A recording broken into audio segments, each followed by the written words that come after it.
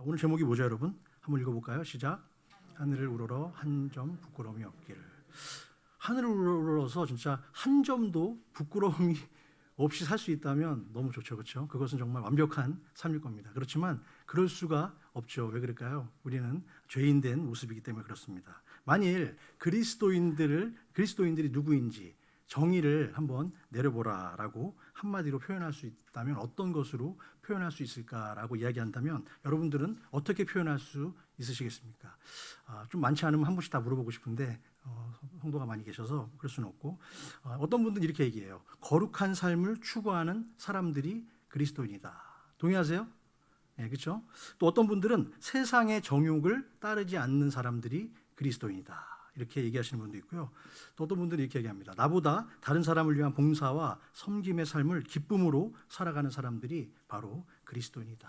그 외에도 여러 등등 많은 표현을 할 수 있다고 저는 생각합니다. 그런 모든 것들을 종합해서 한 가지로 표현한다면 뭘까요? 그리스도를 믿고 따르는 사람들의 무리가 바로 그리스도인이라고 정의를 내릴 수 있을 것 같습니다. 하지만 그리스도인들의 그런 여러 가지 삶의 모습들 중에서 단 한 가지 삶의 어떤 그 모습으로 나타나는 한 증거가 있는 것 같아요. 그 증거가 어떤 것인가라고 이야기한다면 그것은 하늘을 우러러서 한 점 부끄러움이 없이 우리가 정직하고 솔직하고 진솔하게 우리의 말과 우리의 행동이 일치가 되는 그러한 삶을 완벽하게는 어렵겠지만 그렇게 살려고 노력하는 그러한 모습 속에 담겨 있지 않나 하는 생각을 오늘 말씀을 준비하면서 갖게 되었습니다.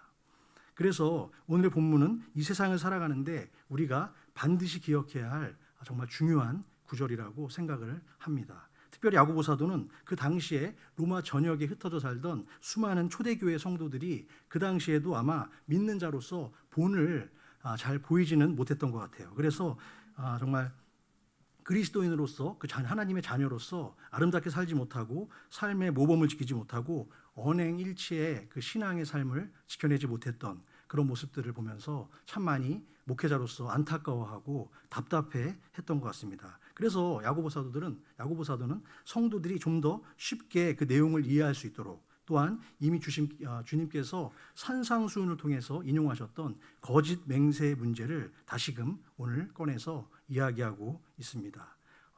다시 우리가 아까 한 절 읽어봤는데 다시 한번 본문을 보길 원합니다. 본문에 보면은 여러분 다 읽을 필요 없고 제일 처음에 내 형제들아 뭐라 그랬죠? 무엇보다 맹세하지 말지니. 여러분 맹세가 잘못된 것입니까? 맹세가 잘못됐다라고만 말할 수는 없겠죠. 그런데 왜 무엇보다도 가장 중요하게 맹세하지 말라고 야고보 사도는 서두에서 이야기하고 있을까요? 그것은 맹세가 그만큼 지키기가 어렵기 때문이에요. 그래서 그 결과는 무엇일까요? 자, 맨 마지막에 뭐라고 되어 있죠? 정죄받음을 면하라. 이 얘기는 너희들이 잘못 맹세할 경우에 정죄를 받을 수 있다라고 이야기하는 것이죠. 그래서 제가 한번 찾아봤어요. 한국에서도 맹세와 관련된 여러 가지 그 격언들 또 뭐 이런 이야기들이 전해지고 있는데 지금까지도 여러분 아마 저도 옛날에 이런 말 했던 것 같아요. 한번 생각해 보시면 내 말이 틀리면 내 손에 뭘 지진다? 근데 틀려도 장 지집니까 안 지집니까? 손바닥 깨끗하잖아요. 그렇죠? 아마 여기 다 탔어야 될 거야 아마. 그렇죠? 그런데 그런 말도 있고요. 또 어떤 말이 있죠? 내 말이 사실이 아니면 내가 너의 자식이다. 이렇게 말하는 그런 아주 심한 경우도 있고 심지어 내 말이 거짓이면 내 성을 갈겠다. 이렇게 말하는 이야기도 있죠. 이것은 뭐죠? 내 말이 그만큼 확실하다. 절대 틀리지 않다라는 것을 반증하는 것이겠죠. 하지만 그것을 완벽하게 지킬 수 있나요 없나요? 지키지 못하기 때문에 사기꾼들이 나오는 거예요. 계속해서.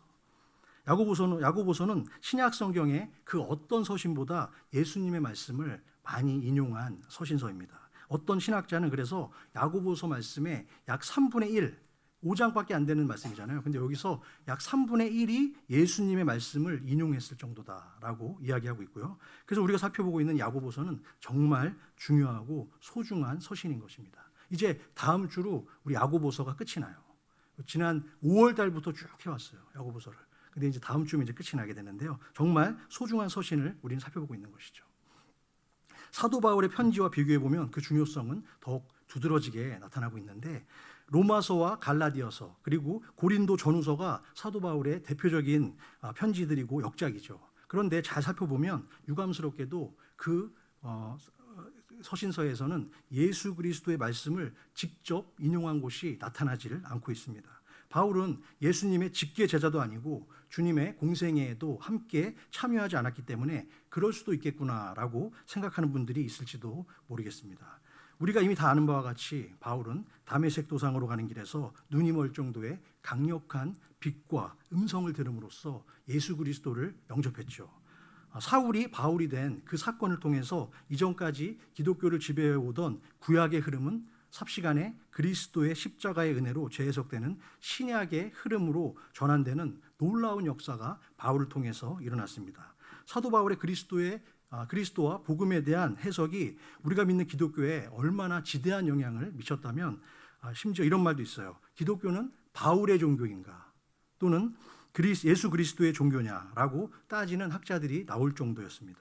이처럼 사도 바울은 여러 서신서들을 통해서 기독교의 가치와 탁월성을 복음으로 변증하는 위대한 사도였으면 틀림이 없지만 예수님의 생애에 대해서 그가 직접적으로 경험했거나 또한 같이 제자로서 참여했던 적은 없었다라는 사실이죠. 반면에 예수님의 친동생이자 또 오늘 이 말씀을 전하고 있는 야고보 사도는 예수님의 공생애를 가장 근거리에서 직접 자주 접했고 주님의 삶을 통한 은혜와 진리의 말씀을 자신의 편지인 야고보서를 통해서 우리에게 전달하고 있는 것입니다.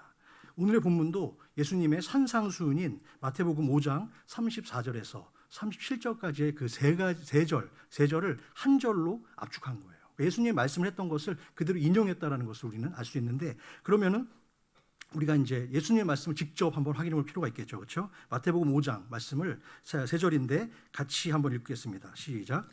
나는 너희에게 이르노니 도무지 맹세하지 말지니 하늘로도 하지 말라 이는 하나님의 보좌임이요 땅으로도 하지 말라 이는 하나님의 발등상임이요 예루살렘으로도 하지 말라 이는 큰 임금의 성임이요 내 머리로도 하지 말라 이는 내가 한 터럭도 희고 검게 할 수 없음이라 오직 너희 말은 옳다 옳다 아니라 아니라 하라 이에서 지나는 것은 악으로부터 나느니라. 아멘. 그렇습니다. 이것은 예수님이 산상수훈에서 직접 하신 말씀이잖아요. 그것을 야고보 사도가 그대로 한 절에 옮겨놓았다는 것을 알 수 있습니다. 이처럼 예수님이 우리에게 직접 너희는 도무지 맹세하지 말라고 직접적으로 말씀하신 이유는 무엇일까요? 그것은 우리의 입에서 어떤 말을 내뱉기 전에 항상 그 말의 결과도 너희가 함께 생각해 보라는 말씀입니다. 우리는 내가 한 말을 상대방이 잘 이해하고 받아들였는지 그 과정에 대해서만 생각을 하지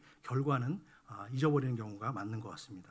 하지만 그것보다 더욱 중요한 것은 내가 하는 말 속에 진실이 포함되어 있는가 하는 것이 더 중요한 것 같습니다. 그래서 우리는 항상 진실한 말을 해야 되고 그 다음은 하나님께 온전히 맡기면 됩니다. 가장 강력한 힘은 진실한 말 한마디로 인해서부터 시작되는 줄로 믿습니다. 언론 보도에 의하면요, 미국 사람들이 일주일에 거짓말을 좀 한대요. 우리도 거짓말 솔직히 합니까 안 합니까? 뭐 의도됐든 의도치 않았던 거짓말을 하고 살 때가 있잖아요. 그렇죠? 선의가 됐든 어쨌든 거짓말 한 번도 안 하고 사신다. 여기 설교 듣지 말고 나가시면 됩니다. 거짓말을 하는데 언론 보도에 하니까 미국 사람들이 평균 일주일에 13번 정도의 크고 작은 거짓말을 한다고 합니다. 대부분의 사람들은 인생을 살아가면서 그래서 두 가지 정도의 거짓 상황과 직면하게 된다는 것을 알 수 있는데요. 첫 번째는 어떤 말을 시작할 때부터 거짓말을 하기 위한 계획을 세운, 그것은 뭐냐? 짧게 한번 따라해 보세요. 의도된 거짓말. 의도된 거짓말은 정말 나쁜 것이죠. 그것은 피해야 됩니다. 그런데 그렇게 하는 경우가 있다 없다? 있다는 거예요. 미국의 전쟁 영웅이자 국가 원수를 지냈던 메가더 장군, 유명하죠, 그렇죠? 메가더 장군이 육군학교 교장으로 있을 때 실제로 있었던 일이라고 합니다. 하루는 미국 국방부 소속의 국방위원들이 그 육군학교로 찾아왔어요. 시찰을 왔는데 모든 현안 보고를 마친 뒤에 메가더가 갑자기 그 국방위원들을 데리고 자기 방으로 데려간 거예요. 자기가 묵고 있는 방에 데려가더니 그 방 안에는 근데 장군이 머물다기 보기에는 너무나 썰렁하게 아무것도 없고 그냥 병사들이 쓰던 야전용 쇠침대, 아주 그냥 정말 너무 초라한 쇠침대에 모포 하나만 딱 있는 그런 형상이었다는 거예요. 그래서 국방위원들에게 자기가 자기 방을 보여주면서 여기가 제가 생활하는 방입니다. 저는 이곳에서 주 6일을 보내고 주일만 집에 가서 보냅니다. 이렇게 얘기했다는 거예요. 메가더는 자기가 얼마나 군생활하면서 고생을 하고 있는지를 그들에게 보여줌으로써 국방위원들이 더 많은 군수 어떤 그런 것들을 더 할 수 있도록 그렇게 하기 위해서 일부러 거짓말을 한 거예요. 원래 자기 방이 아니에요, 그 방이. 그런데 그렇게 이제 거짓으로 의도적으로 거짓말을 했던 거죠. 그렇게 그 시차를 다 마친 후에 저녁에 만찬이 베풀어졌는데 그 만찬에 금접시가 나왔다는 거예요. 금접시. 그래서 금접시에 멋진 요리들이 담겨져 나왔는데 즐거운 식사가 모두 끝나고 다 돌아갔어요. 그런데 이게 어떤 일이 발생했는데 금접시 하나가 사라진 거예요. 그래서 그 메가더는 고민을 하다가 가만히 생각해 보니까 가장 먼저 그 국방위원들이 떠오르더라는 거예요. 그놈들 중에 한 놈이 가져갔나 보다. 이렇게 생각을 한 거예요. 그래서 그것을 고민하다가 메가더가 그 위원들에게 직접 자기가 편지를 썼어요. 금접시의 행방에 대해서 물으면서 지금 늦지 않았으니까 빨리 갖고 오시라고 그렇게 한 거예요. 그랬더니 며칠 뒤에 한 의원으로부터 그 당시 참여했던 의원으로부터 다음과 같은 답신이 도착했다고 합니다. 만일 장군님께서 그날 밤 야전용 침대 그 쇠침대에서 주무셨다면 벌써 그 금접시를 찾으셨을 겁니다. 제가 장군님의 모포 밑에 그 접시를 넣어뒀거든요. 그 얘기 뭡니까? 그 가짜로 방어를 했다는 것을 그 사람들이 알고 있었다라는 것이죠. 점잖은 체면에 큰 망신을 당한 메가더는 그 이후부터는 아무리 작은 것이라도 의도하는 거짓말, 잘못된 그 거짓말 습관은 반드시 그 값을 치르게 된다는 그런 소중한 교훈을 얻었다고 자신의 회고록에서 밝히고 있습니다. 이처럼 의도된 계획을 세워서 하는 거짓말, 그것은 가장 안 좋은 것입니다. 그런데 사실 우리가 믿는 자로서 우리도 그러한 모습으로 살 때가 있습니까? 없습니까? 있죠. 다 얘기할 수는 없지만 생각나지는 않겠지만 의도된 거짓으로 내 이익을 챙기려고 했던 그런 모습들 우리는 생각하게 됩니다. 저도 말씀을 준비하면서 단 한 절이지만 이 말씀을 계속 묵상하다 보니까 수도 없이 많이 생각이 나더라고요. 그랬던 모습들이 정말 비열했던 치사하고 아주 졸렬했던 그런 모습들이 생각나면서 얼마나 참 하나님 앞에 회개했는지 모릅니다. 다음으로는 약속은 했지만 실천이 되지 않아서 거짓이 되는 것도 있죠. 그것은 뭐라고 하냐면 따라해보세요. 의도치 않은 거짓말. 의도치 않은 거짓말도 분명히 존재합니다. 베드로가 주님을 따르고 했던 말은 진심입니까? 아닙니까? 그렇죠? 그 당시에는 진심이 담긴 말이 분명했습니다. 그러나 예수님을 그는 몇 번 부인했죠? 닭이 울기 전에 3번 부인했고 그 말은 결국 거짓말이 되고 말았죠.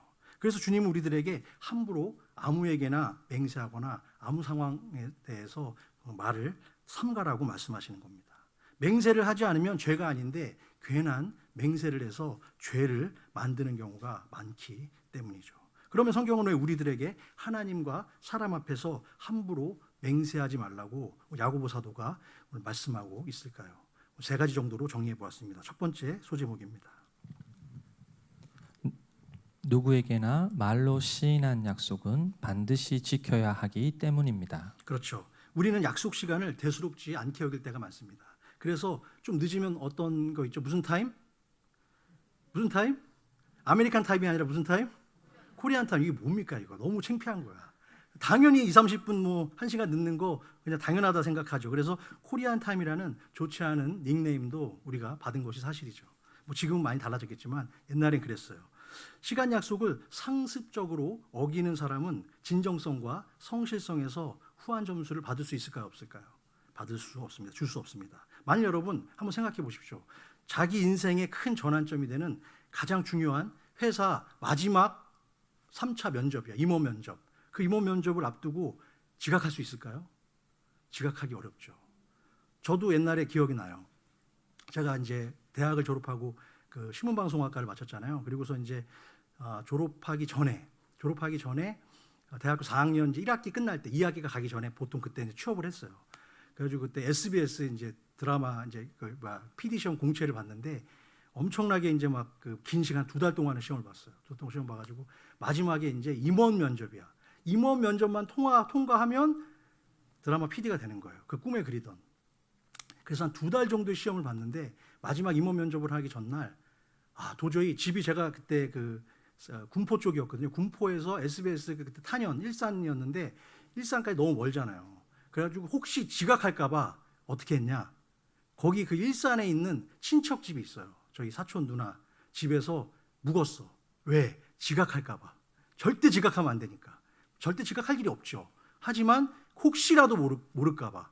그렇게 해서 그렇게 약속을 지켰던 그런 생각도 납니다. 정말 또한 정말 생각을 해보십시오. 고등학교 3년 동안 최선을 다해서 정말 수험 공부를 열심히 했어요. 내가 어떤 의대다, 법대다 목표를 갖고 열심히 했는데 그 수험생이 대학 입학 시험에 늦을 수 있겠습니까? 물론 간혹 그게 뉴스에 나오기도 하지만 결코 늦을 수 없는 것입니다. 자기의 소중한 시간, 그것을 아까워하는 사람이 다른 사람과의 약속을 쉽게 생각하는 것은 무엇 때문일까요? 그것은 상대방을 중요하게 여기지 않고 또한 존중하는 마음이 그 안에 없기 때문입니다. 이런 공식을 여러분 우리의 신앙생활 속에서도 대입을 해야 됩니다. 어떻게 대입할 수 있을까요? 정해진 시간이 분명히 있어요. 11시 예배 시간이야. 그런데 자꾸만 늦게 오면은 지금 늦게 오신 분에 대해서 얘기한 건 아니고요. 그러면 그것은 또 문제가 될 수 있다라는 것입니다. 한 사람의 인격은 그가 그동안 살아온 그 삶의 어떤 약속들과 함께 만들어지는 것이라고 저는 생각합니다. 어쩔 수 없이 늦을 때도 있어요. 하지만 그것이 습관이 되어서는 안 된다라는 것을 지금 여러분들께 말씀드리는 겁니다. 그 저는 또 제가 일할 때 제가 이제 결국에는 이제 드라마 프로듀서에서 일했잖아요. 일을 하면서 2000년도에 이제 그 대망이라는 드라마가 있었어요. SBS 그 창사 특집극이었는데 그때 이제 사극이었는데 그때 어떤 그 좀 중견급 이상이 되는 연기자가 한 분 있었어요. 여러분 말씀드리면 다 알아요. 근데 이제 인터넷 나가니까 그분이 혹시 들을 수도 있으니까 이름은 얘기하지 않겠지만 박씨예요, 박씨. 근데 선생님급이고 굉장히 유명한 분이에요. 근데 이분이 평소에 존경을 받아요. 존경받는 연기자하고 다 좋아요. 그런데 촬영 시간대마다 계속 지각을 하는 거예요. 지각을. 너무 자주. 그러니까 제가 그때 이제 그 연출을 모래시계 만들었던 김종학 감독님이 연출을 하고 제가 이제 조감독으로 일할 때인데 연기자 스탠바이가 보통 1시간 전에 2시간 전에 이루어지고 그다음에 이제 사극이다 보니까 여기 뭐 수염도 붙이고 옷도 갈아입히고 뭐 다 하잖아. 상투도 틀고 그런 작업을 하는 거예요. 근데 이 사람이 자꾸만 늦는 거예요. 그러다 보니까 어떤 문제가 발생하냐? 거기 그 자리에 그 사람만 찍는 게 아니라 같은 주연급 연기자들이 모이잖아요. 그런데 그 사람들이 그러면 거기 찍고 끝나는 게 아니라 그 다음 스케줄들이 있거든요. 그런데 이 사람이 자꾸만 늦게 오니까 이게 밀리는 거야. 그러니까 옆에 같이 있던 사람들이 분위기가 어떻게 될까요? 험악해지는 거죠. 험악해지는 거. 그래서 계속해서 제가 두고 보고 얘기를 했어요. 그분께. 지각하시면 안 된다. 다른 분들에게 큰 피해를 끼친다. 그리고 프로덕션에도 차질이 있다. 분명히 또 계약서도 썼고. 그런데 이분이 왜 지각을 하냐? 그 이유를 나중에 알게 된 거예요. 그 작품만 하게 되어 있는데 그 작품만 하는 거가 욕심이 더 나니까 밤에 자꾸만 밤무대를 뛰시는 거예요.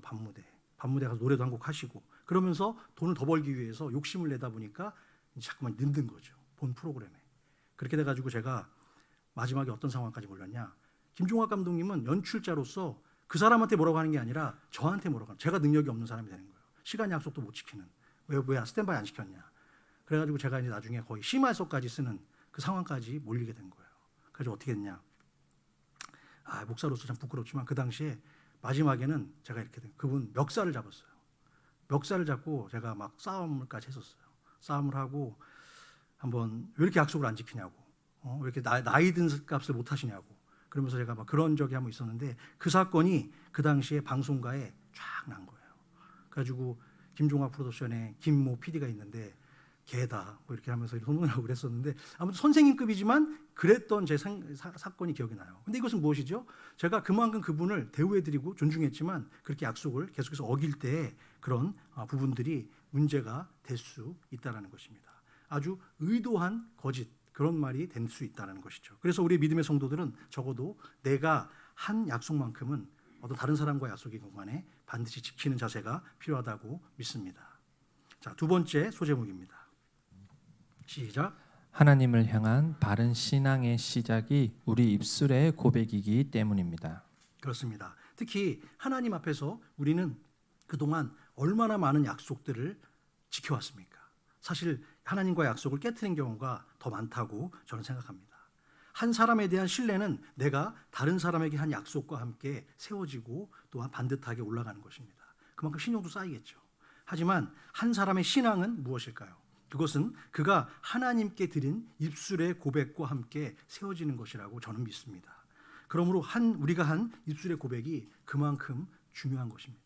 근데 우리는 기도할 때 하나님과 다른 사람과의 약속은 중요하게 생각하면서도 기도하면서 하나님과의 약속을 너무 어설프게 우리가 형성하는 경우는 없는지, 내가 지킬 수도 없는 것들을 하나님께 함부로 서원하는 모습들은 없었는지 이 시간 한번 생각해 보기 원합니다.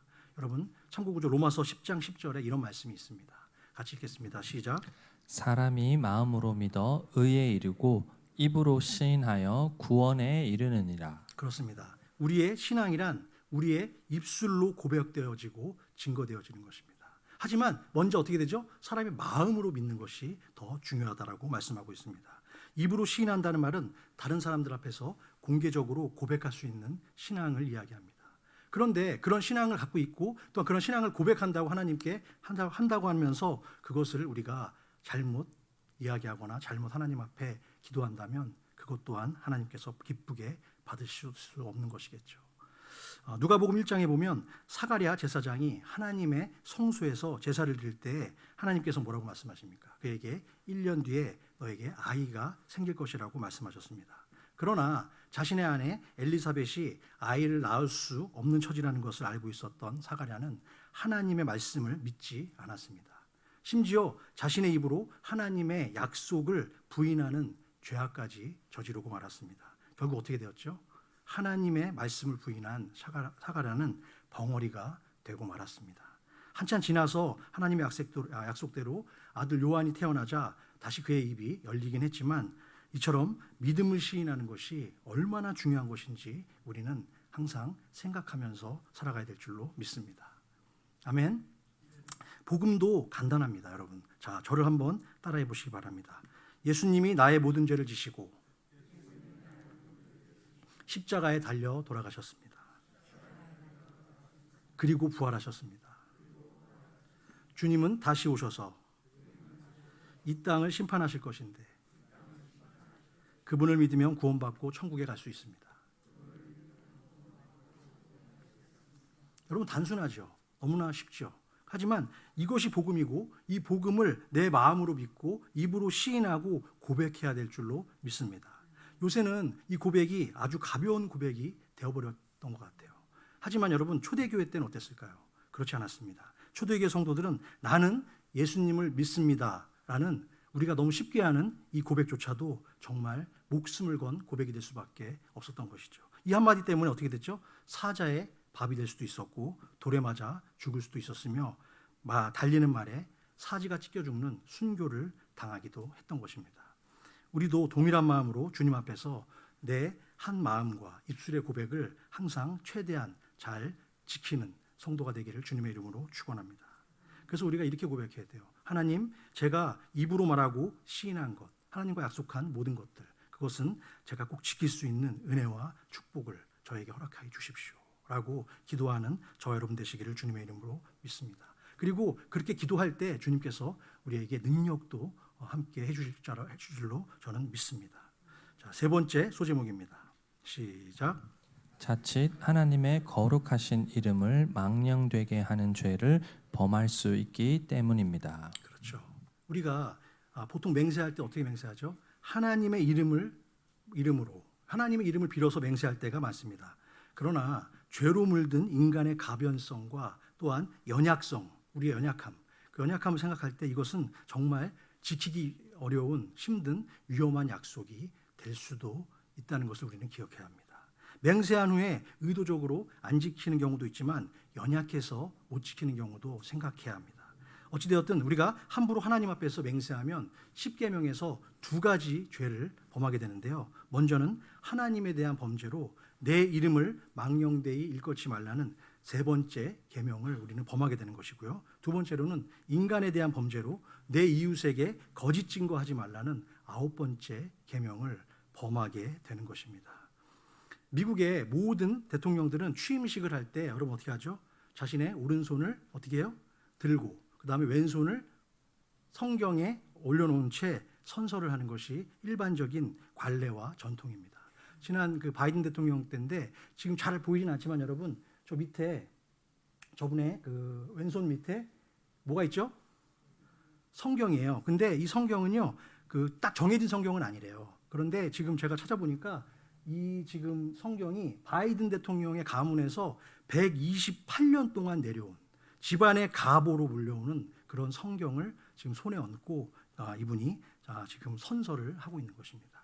하지만 제가 이 말씀을 드리는 이유는 미국의 제26대 대통령을 지냈던 시어도어 루즈벨트 대통령 있잖아요. 그분은 성경 위에 손을 얹지 않고 선서를 했던 대통령이라고 합니다. 그런데 모든 대통령이 믿든 믿지 않던 성경에 손을 얹고 왼손을 얹고 선서했던 것이 이제까지 관례인데 어떻게 26번째 대통령을 지냈던 루즈벨트 대통령은 그것을 얹지 않고 기도했던 것일까요?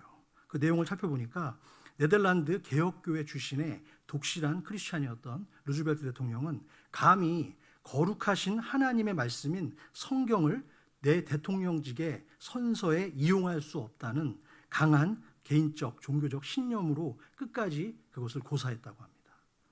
평소에 자신이 했던 말과 행동을 일치시키기 위해서 한평생 노력을 다했던 루즈벨트는 결국 미국 최초의 노벨 평화상을 수상한 대통령으로 기록되어졌습니다. 또한 침례교인이지만 우리가 다 아는 침례교인이자 미국의 39대 대통령을 지냈던 지미 카터 대통령이 있죠. 그런데 이분이 대통령직을 들어가기 전에 이분이 약속을 했어요. 뭐라고 약속했냐면 이분이 대통령이 되기 전에도 이분이 뭐랬죠? 자기 고향에서 주일학교 교사를 가르쳤잖아요. 그렇죠? 그랬는데 이분이 내가 대통령직을 마치고 나서 다시 돌아와서 교사가 되겠다고 약속을 했습니다. 그런데 정말 그 약속대로 대통령직을 마치고 고향 조지아로 내려가서 주일학교 교사로 봉사하겠다는 그 약속을 지켰습니다. 저는 한번 이분을 직접 뵌 적이 있어요. 지미 카터 대통령을. 제가 조지아 애틀랜타에 있을 때 그 지미 카터 라이브러리가 있어요. 근데 거기에 저희 부모님이 오셔가지고 한국에 오셔가지고 평소에 뭐 제가 거기 갈 일은 없지만 저희 아버지를 모시고 그 지미 카터 이제 그 라이브러리를 갔어요. 갔는데 이제 쭉 둘러보다가 이제 배가 고파가지고 식당에 갔거든요. 식당에 딱 갔는데 거기에 지미 카터 고령의 지미 카터 대통령이 경호원들과 여러분들 해가지고 같이 식사를 하고 있는 거예요. 근데 제가 참 놀라웠던 광경은 저희 아버지가 야 사진 한번 찍으면 안 되냐 그러시더라고요. 그 카터 대통령하고. 그래가지고 제가 이제 얘기를 했어요. 얘기를 했더니 여러분 찍어줬을까 안 찍어줬을까요? 예? 안 찍어줬어요. 안 된대요. 지금 그렇게 할 수가 없다고 그러더라고요. 그래가지고 이제 경호원들이 막아가지고 하지는 못했는데 참 인상적이었던 것은 그렇게 연세가 많으셨는데 그분이 직접 식판을 들고 하나씩 다 음식을 담더라고요. 담으면서 경호원한테도 야 이거 마시고 먹으라고 막 하면서 근데 그 모습이 저는 참 신선했어요. 왜냐면은 한국에서 같으면 그런 일이 있습니까? 거의 뭐 그냥 다 떠다 준 거 먹잖아요. 그런데 그런 모습도 참 신선했고 그리고 이분이 자신의 그 약속 주일학교 교사로서 자기가 봉직하겠다고 한 그 약속을 지키는 그 모습도 참 아름다운 모습이었다고 저는 생각합니다. 그래서 우리 성도들도 이제는 무슨 말을 하든지 늘 자신의 인격과 책임을 걸고 또한 하나님과 사람 앞에서 지킬 수 있는 말과 행동을 하기 위해서 우리는 최선을 다해야 될 줄로 믿습니다. 야고보서를 보면요, 여러분 말과 행동의 일치에 대한 얘기를 참 많이 해요. 근데 그것은 왜 그럴까요? 그 당시에도 그렇고 지금도 그렇고 우리가 그리스도인으로 살면서 내가 한 말을 지키지 못하는 경우가 너무도 많기 때문에 야고보 사도가 그 이야기를 자주 하는 게 아닌가 하는 생각을 하게 되었습니다. 마태복음 5장 37절인데 이것을 여러분 좀 더 쉽게 제가 표현하기 위해서 세 번역으로 준비했거든요. 한번 이거 너무 쉬운데 한번 읽어보세요. 같이 시작. 너희는 예 할 때에는 예라는 말만 하고 아니요 할 때에는 아니요라는 말만 하여라. 이보다 지나치는 것은 악에서 나오는 것이다. 자, 여러분 뭐죠? 이것은 간단하게 얘기하면 너희들이 지킬 수 있는 말만 하라는 거예요. 그 이상의 것은 뭐다? 지나치는 것은 악에서 나오는 것이라는 거예요. 주님이 하신 말씀은 결국 스스로 지킬 수 없는 그 이상의 약속은 함부로 하지 말라는 뜻입니다. 그리고 어떤 말을 할 때는 분명하고 진실하고 당당하게 그리고 솔직하게 하라는 것입니다. 우리가 품은 생각도 입술과 동일합니다. 여러분 늘 제가 말씀드리지만 우리의 말과 입술을 주장하는 곳은 우리의 입술이 아니라 이 안에 있는 우리의 심령, 우리의 마음이라고 제가 여러 번 말씀드렸습니다. 그래서 사도 바울은 로마서 12장에서 우리의 마음가짐을 어떻게 붙들어야 되는지 그 지침에 대해서 잘 알려주고 있습니다. 12장 3절 말씀입니다. 시작. 내게 주신 은혜로 말미암아 너희 각 사람에게 말하노니 마땅히 생각할 그 이상의 생각을 품지 말고 오직 하나님께서 각 사람에게 나누어 주신 믿음의 분량대로 지혜롭게 생각하라. 아멘. 그렇습니다.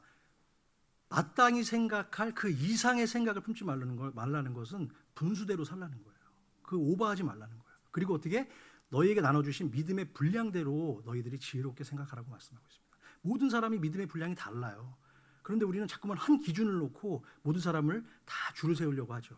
만약에 여러분 100이 있고 1이 있어요. 0 말고 1이 있고 100 플러스는 위험하고 마이너스가 위험한 거예요. 그럼 어떤 사람은 90이 있을 수도 있고요. 어떤 사람은 1.5가 있을 수도 있어요. 그렇지만 그것이 틀린 것이 아니라면 그것은 함께 우리가 생각해 볼 문제라는 거예요. 같이 나눌 수 있다는 거예요. 근데 우리는 너무 내 기준으로 모든 것을 판단할 때가 많고 내 믿음의 분량을 오버할 때가 너무나 우리의 삶 가운데, 우리의 믿음 생활 가운데 자주 있는 것을 우리는 생각하게 됩니다. 지난 2000년의 기독교 역사에서 순교자란 어떤 사람을 말하고 있습니까? 하나님 앞에서 끝까지 자신의 생각과 입술을 거짓되거나 더럽히지 않기 위해서 죽음을 선택했던 사람을 우리는 순교자라고 이야기하고 칭송합니다. 나는 예수를 믿지 않습니다라는 이 한마디만 하면 죽음에서 벗어날 수 있었던 것이죠. 하지만 그들은 거룩한 하나님 앞에서 거짓말을 하느니 차라리 죽음을 선택하고 말았습니다. 기독교 초대 교부였던 폴리캅은 자신의 믿음을 지키기 위해서 순교하기로 마음을 먹었습니다. 평소에 그를 따랐던 제자들이 찾아와서 이제 순교를 하기로 마음 먹었던. 근데 이게 순교가 보통 순교가 아니라 끝까지 믿음을 지키기 위해서 화형을 당하는 순교예요. 그러니까 이제 그를 따랐던 수많은 사람들이 와가지고 부탁을 했대요. 뭐라고 부탁했냐면 선생님은 지금 현재 너무나 중요한 분이십니다. 우리에게. 그렇기 때문에 지금은 순교하실 때가 아닙니다. 그러니 하나님께 정말 죄송하지만 이번 한 번만 거짓말을 하시고 다음 기회를 엿보시면 어떨까요? 라고 이야기했다는 거예요. 그러자 이미 순교하기로 마음을 굳힌 서머나 교회의 감독이었던 폴리캅은 이렇게 자기 제자들에게 대답했다고 합니다. 내가 지난 80평생을 살아오면서 단 한 번도 하나님은 나를 배신한 적이 없으셨다네. 나를 진실하게 대하셨는데 내가 어찌 감히 한마디라도 하나님을 부인할 수 있단 말인가? 라고 이야기했답니다. 폴리캅은 자신의 한 말을 끝까지 지켰고 86세에 화형을 당하며 순교자의 반열에 올라서게 되었습니다. 결국 함부로 맹세하지 말라는 오늘 야고보 사도의 말씀은 무엇일까요? 우리가 끝까지 정직하고 진실하게 살아야 된다는 하나님의 메시지인 줄로 믿습니다. 저는 오늘의 설교 제목을 조국의 독립을 위해서 옥중의 이슬로 사라졌던 한국의 대표적인 기독 시인 윤동주의 서시 중에 한 소절을 뽑아서 사용했습니다. 이것도 결국에는 진실한 마음으로 어떻게 살아갈 것인지에 대한 한 젊은 시인의 목소리가 담겨 있는 모습이 아닌가라고 생각합니다. 그래서 말씀은 아니지만 오늘 서시를 준비했거든요. 오늘 가을을 맞이해서 우리 함께 같이 읽었으면 좋겠습니다. 시작. 죽는 날까지 하늘을 우러러 한 점 부끄러움이 없기를 잎새에 이는 바람에도 나는 괴로워했다. 별을 노래하는 마음으로 모든 죽어가는 것을 사랑해야지. 그리고 나에게 주어진 길을 걸어가야겠다. 오늘 밤에도 별이 바람에 스치운다. 정말 저분이 일본에서 유학하면서 저 시를 지었는데 정말 그 기독 청년으로서 자기가 그 국가의 상황은 암울하잖아요. 지금 그 일제 식민지 하에서 암울했고 그런 상황 가운데 저 마음 가운데 정말 진실하게 서고 싶다, 살아가고 싶다는 저 믿음의 고백.